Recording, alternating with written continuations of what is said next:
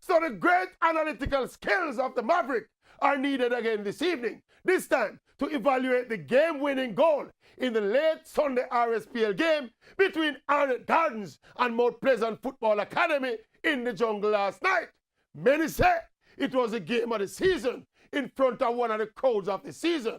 But the big talking point coming out of that game is Lamar Nelson's spanking shot from an acute angle. Some analysts, and especially the Mount Pleasant fans, are saying Panamanian goalkeeper Joseph Vargas give her the goal because he shall never get beaten at his near post and Rayante. But again, people refuse to give the attackers the credit. By conventional football wisdom, the keeper was anticipating a cross, as keepers tend to do, because Nelson was forced so wide.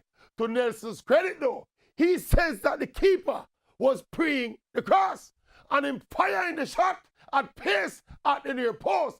And so powerful and so near to the near post was the shot that Vargas never have no chance.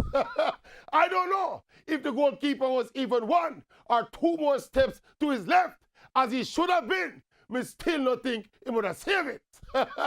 When all is said and done though, in evaluating this game-winning goal in terms of apportioning blame or giving praise, I would say for goalkeeper Vargas, for bad positioning and getting beaten at his near post, I would have given 50% of the blame. And for the intuitiveness and the brilliance of the strike by Nelson, I give 50% too. 50-50, yes. 50-50, we can see that 50. We have split justice.